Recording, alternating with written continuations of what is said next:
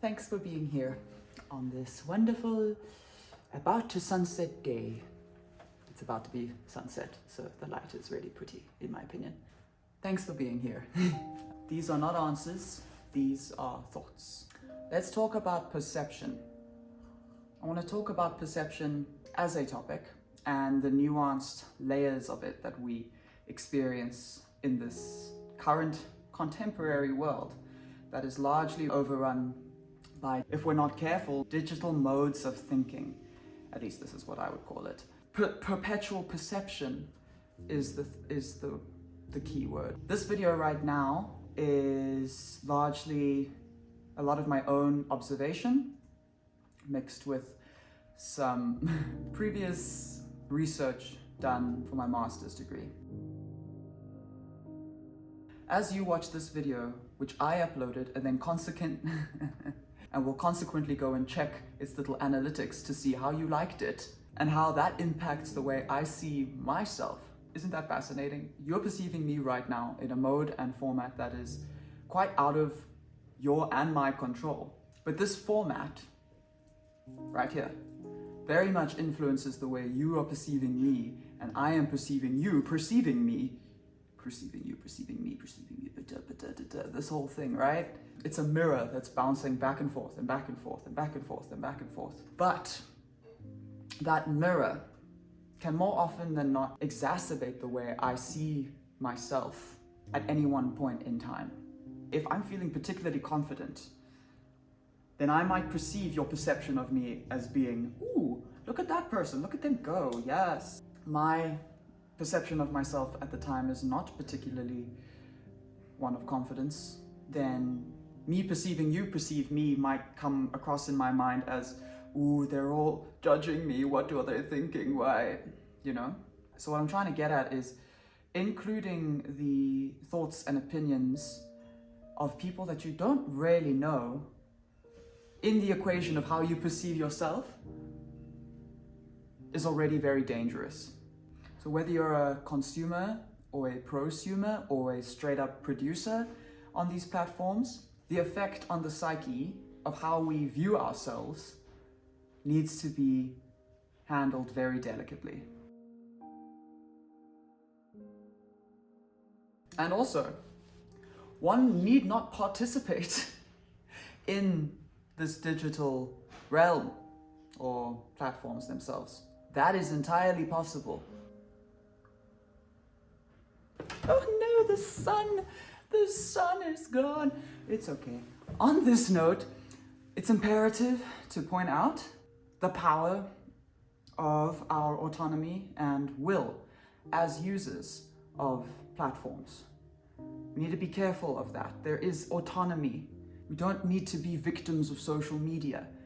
We have autonomy and willpower over how we use these tools and how these tools affect our mentality and mental capacities.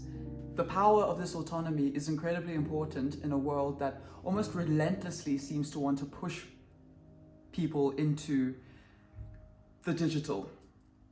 And in a world that is very heavily influenced by industry giants. Every small changes to their products have very real life consequences. So yes, it is incredibly important for users to reclaim their power and how these tools affect them and how they want to use them. So I implore people to do this. Be aware, try to be aware of how these tools are affecting your psyche.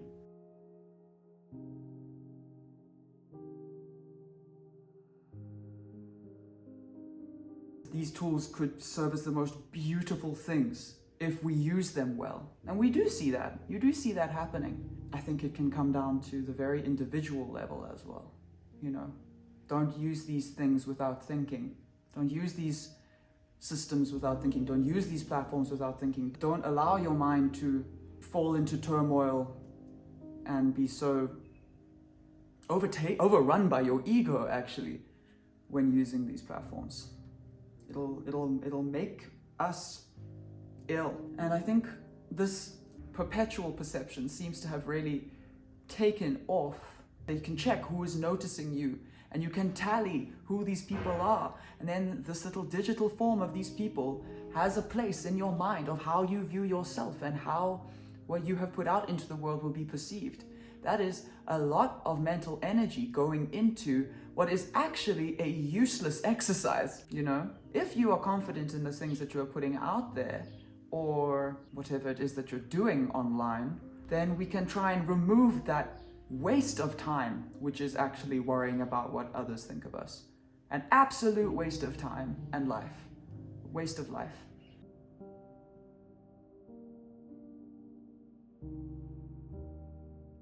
We must be careful of that, though. It is important.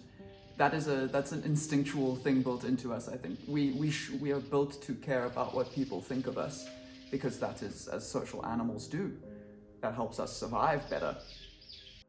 So if you are actually just promoting terrible things and then don't care what others think of you, that's not great. Regardless, I think the only main point that I'm trying to express here is that we must notice this effect and notice the way this perpetual perception moves and how it affects our psyche and how it affects the way your mind talks to itself. The very simple answer to it is put it down. Put it down. Stop tallying, stop counting, stop noticing the people who are noticing you. You seeing them see you through your own subjective bias, how you think they might see you. It's a mess. It's an absolute mess. My ending point is that your own self-perception is far too valuable to be subject to change by hordes of people, maybe not even real people, that you don't know. It's far too valuable. Your own self-perception is one of the most valuable things you will ever own. And I think that's exactly how we should treat it.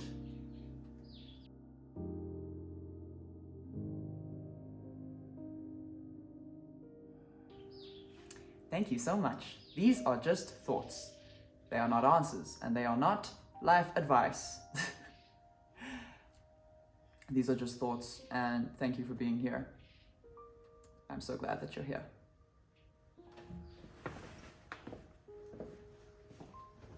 Yay!